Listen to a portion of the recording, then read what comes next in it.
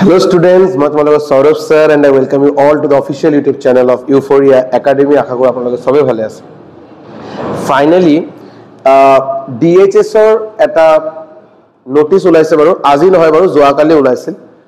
মই বাৰু দিয়াতে অলপ টাইম লৈছো কাৰণ আছে বাৰু মই কৈ আছো বাৰু। বাট DHS ৰ নোটিফিকেশন ওলাইছে আৰু বাৰু এটো অকল এনেকে যদি আপোনালোকে ভাবে আৰু বিকজ বহুতৰে বাৰু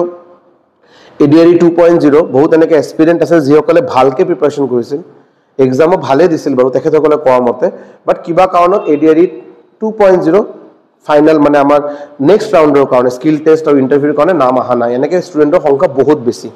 তেখেতসকলে বহুত দিনৰ পৰা ওয়েট কৰি আছে যে নতুন আকৌ নোটিফিকেশন আমাৰ ৰিক্ৰুটমেন্টৰ বেলেগ এটা অকল ADRE বুলি কথা নহয় বাৰু DHS এ হোক আমাৰ বেলেগ কিবা যদি আসাম পুলিচৰ SI হোক আমাৰ ADRE 3.0 এ হোক এইকেইটা নোটিফিকেশন আমি কেতিয়া পাম অক্টোবৰ 10 তাৰিখলৈ যেনেকৈ আমাৰ অনাৰেবল CM ছাৰে বহুবাৰ বাৰু বহুত বেলেগ প্ৰেছত বা বহুত মিডিয়াৰ ওচৰত বহুতবাৰ এটো কৈছে বাৰু যে তেখেতে যে অক্টোবৰ 10 তাৰিখত আমাৰ ৰিজাল্ট ওলাই যাব ইয়াৰ পিছত আমাৰ নতুন আকৌ ৰিক্ৰুটমেন্ট প্ৰসেস আকৌ ষ্টাৰ্ট হ'ব যেনেকৈ আমি জানিকে সবে মোটামুটি এটা আইডিয়া আমাৰ আছে যে নৱেম্বৰৰ লাষ্টৰ ফালে বা নৱেম্বৰতে আৰু মেইনলি নৱেম্বৰতে সাগে আমি নতুন ADRE 3.0 আসাম পুলিচৰ আমি আকৌ ভ্যাকেন্সি পোৱা আমি ষ্টাৰ্ট কৰিম বাট অলৰেডি এই প্ৰসেসখিনি ষ্টাৰ্ট হ'ল DHS এক্সাম দি সো DHS এটা নতুন এটা পোস্ট এডভাৰটাইজমেন্ট দিলে ৰিক্ৰুটমেন্ট দিলে মেইনলি তিনিটা পোষ্টৰ কাৰণে হেলথ এডুকেটৰ ইয়াতে বাৰু হেলথ এডুকেটৰ বাৰু এটা বহুত ধুনিয়া পোষ্ট আপোনালোকে যিসকলে গম পায় নিশ্চয়কৈ মই কথাখিনি এগ্ৰি কৰিব হেলথ এডুকেটৰ যেটো পোষ্ট এটো বহুত ধুনিয়া বাৰু বহুত ধুনিয়া পোষ্ট বিকজ ADRE বহুত কেটা পোষ্ট আছে ভাল বুলি মই কম বাৰু ঠিক আছে বহুত শান্তিৰ চাকৰি বহুত বেছি ঝামেলা নাই বাৰু ইয়াতে নেক্সট আপোনাৰ এটা আছে জুনিয়ৰ এসিস্ট্যান্ট ঠিক আছে একাউন্ট অ্যাসিস্ট্যান্ট বুলি কোৱা যায় কম LDA ঠিক আছে আৰ বেসিক হেলথ ওয়াৰ্কাৰ যেটা BHW বুলি কোৱা হয় বেসিক্যালি তিনিটা পোস্টৰ কাৰণে নোটিফিকেশন ওলালে ওকে নেক্সট ফৰ্ম ফিল আপৰ ডেট 12 সেপ্টেম্বৰৰ পৰা 21 সেপ্টেম্বৰ লৈকে থাকিব বেছি দিন নহয় কিন্তু please timely form fill up কৰিব আৰু নিশ্চয়কৈ কৰিব মানে এনেকৈ হ'ব নালাগে কৰিম বুলি ঠিক আছে লাষ্টত অলপ এলা কৰা লগে বস্তুখিনি ওলাই গ'ল এনেকৈ হ'ব নালাগে প্লিজ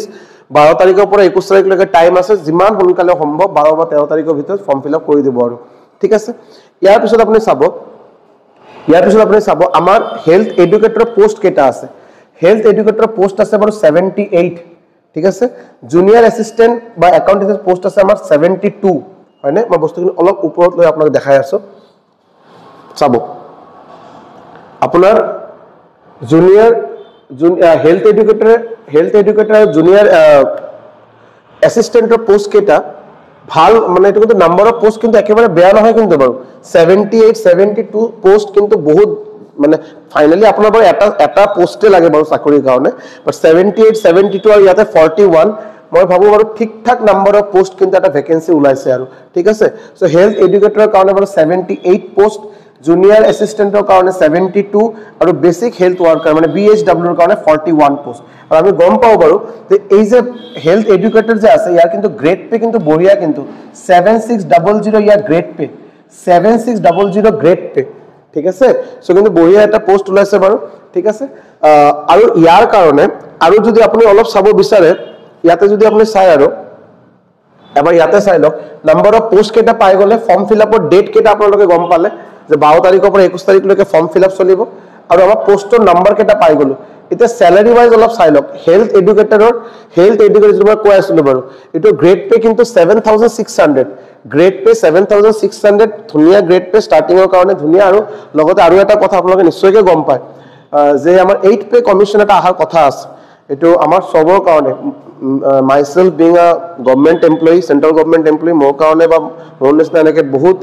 এমপ্লয়িজৰ কাৰণে বহুত এটা সুখবৰ যে আমাৰ নেক্সট বছৰ 8 পে কমিশন আহিবলৈ গৈ আছে so obviously first of all it will impose over central government employee ऊपर next आपको state government but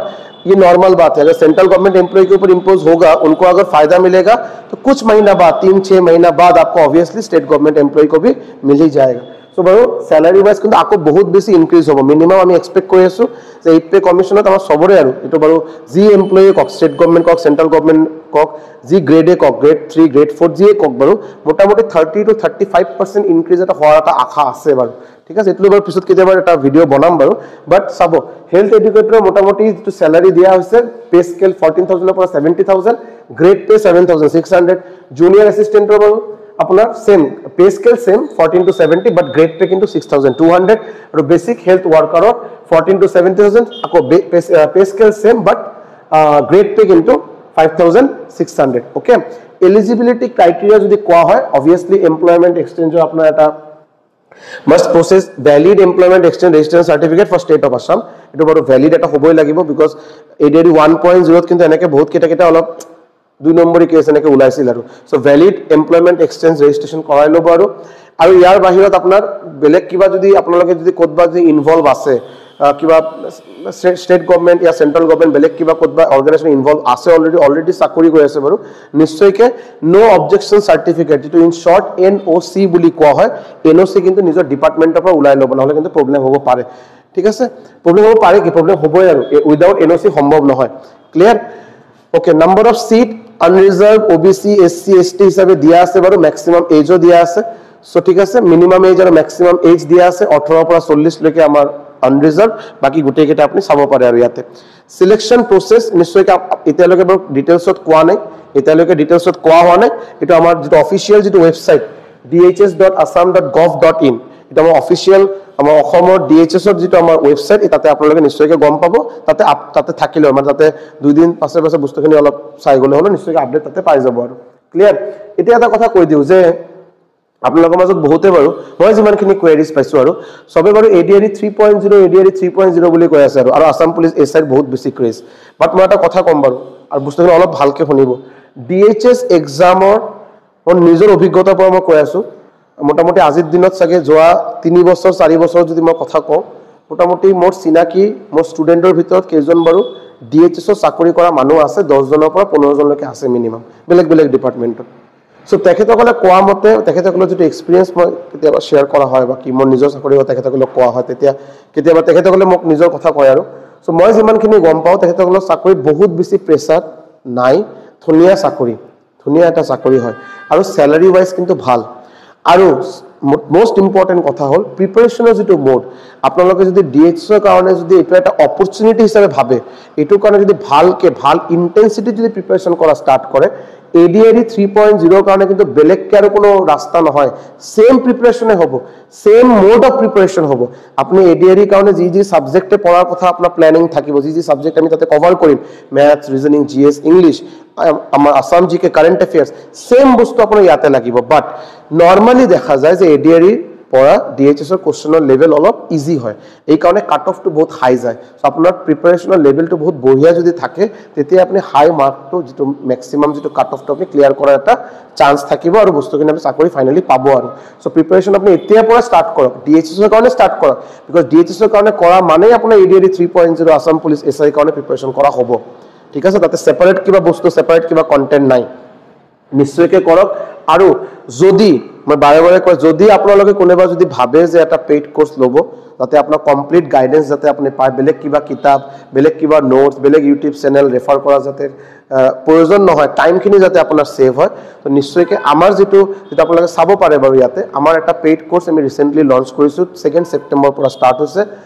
এতিয়া বাৰু অকল এটা অৰিয়েন্টেশন ক্লাছে হৈছে এতিয়া নৰমালি আমি ক্লাছেস এতিয়া কন্টিনিউ চলাই আছো বাৰু আপোনালোকে নিশ্চয়কৈ ইয়াতে অ্যাটেন্ড কৰিব পাৰে আৰু ইয়াতে অ্যাটেন্ড কৰা মানে আপোনাৰ যি কোনো সাবজেক্টে কক math reasoning GS English current affairs Assam GK বাহিৰৰ কিবা বস্তু আপোনাৰ সোৱাৰ কোনো প্ৰয়োজন নহব এটো বাৰু মোৰ 100% গ্যাৰান্টি থাকিব ঠিক আছে আপোনালোকে A to Z complete content ইয়াৰ পৰা পাব hand written notes complete study material elaborate classes detailed analysis গোটেইখিনি ইয়াতে পাব আপোনালোকে সো বাহিৰত ঠাই কোনো যোৱাৰ প্ৰবলেম ই নাই আৰু মানে টাইমটো আপোনালোকে বহুত সেভ হ'ব এটা ডেডিকেটেড আপোনালোকে প্ৰিপাৰেচন হ'ব যদি আপোনালোকে কন্টাক্ট কৰিব বিচাৰে যদি মোক আপোনালোকে কন্টাক্ট কৰিব বিচাৰে obviously আপোনালোকে ইয়াতে নম্বৰটো দেখাই পাইছে যদি আপোনালোকে ফাৰ্দাৰ ইনফৰমেশন ল'ব বিচাৰে ৰিগাৰ্ডিং দা কোৰ্স যে কেনেকৈ কি নিশ্চয়কৈ বাৰু মোক এই নম্বৰত আপুনি WhatsApp কৰিব পাৰে 6900 578